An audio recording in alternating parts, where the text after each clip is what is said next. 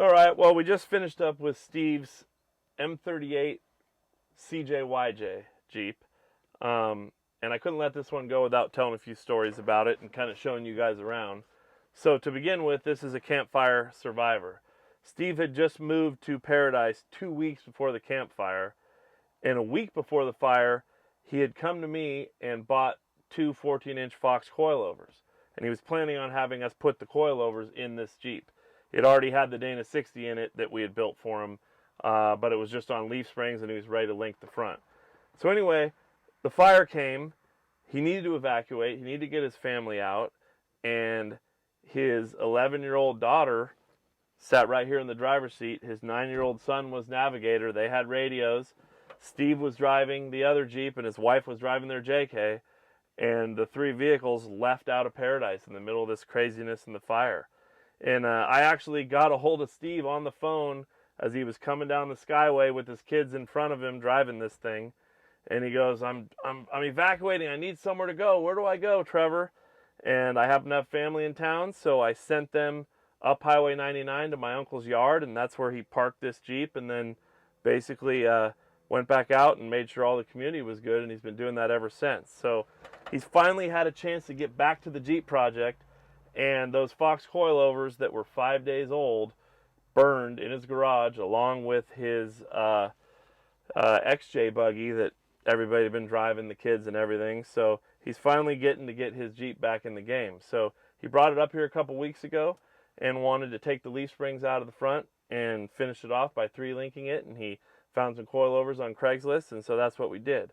So first off, we'll show you around the inside of this thing.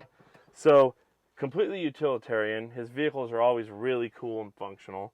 Got to be able to have kids drive it and people that aren't used to four-wheeling. So things like this, you know, flashlight holder. Every Jeep's got to have a flashlight. That's pretty cool. Cobra CB, breaker 19. A lot of you kids don't even know what a CB is.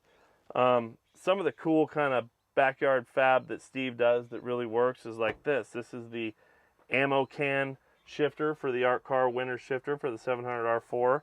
And I mean, it's super rigid. It's right where it needs to be. Now, if you zoom in, you'll see his brake pedal modification. So if you're a traditional 2-foot driver or 1-foot driver, or if you're a 2-foot driver, or if you're a kid, you can always reach that brake pedal. That's super cool. You know, for instance, the cigarette lighter splitter with USB and flames. Always a good one to have in your Jeep. Full roll cage, light bar, probably eBay or Amazon, I'm sure. Always getting a good deal. The cage is super safe. The Jeep's just functional. So this thing has an Explorer 8.8 rear that we built a while ago. So it's 5-on-5.5 lug pattern. It's got 40-inch Maxxis tires on ATX beadlocks, and I'm sure he got these on some Craigslist purchase. But it did have leaf springs with the Dana 60. We'd narrowed it about 4 years ago, and he had been running leaf springs, and he really wanted to get these coilovers in. So take a look at this axle. This is a 91 to 97 Ford ball joint 60, which these are still good axles.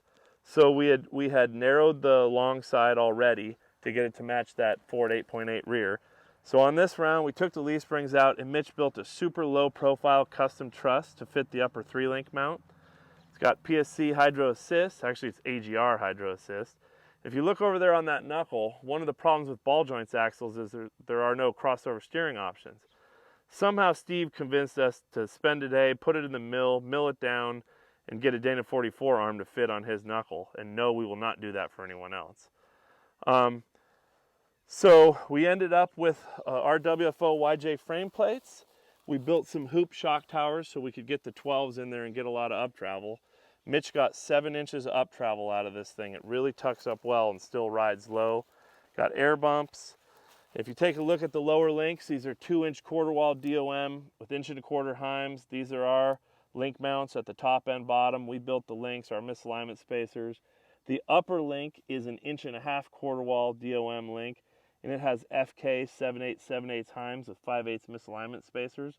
And we put FKs up there and in the track bar because that's the area of the vehicle that takes the biggest load.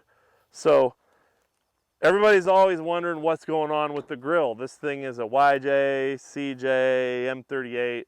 So this is the M38 military grill, and Steve just filled in this section right here and stretched it out to make the YJ hood fit. And then he took some TJ fenders from Poison Spider and cut them up and modified them and made them fit. And you know, even some of the simple things like these hockey pucks here for mounting the front grill. There's just a lot of cool fab in this Jeep and a lot of good history. And you know, it survived the fire. His young kids drove it out. They're driving it on the freeway, you know, at 11 years old. So it's always fun to work for Steve and work on his projects. And it may not be super flashy and blingy, but this is a really cool Jeep. Hope you guys enjoyed it.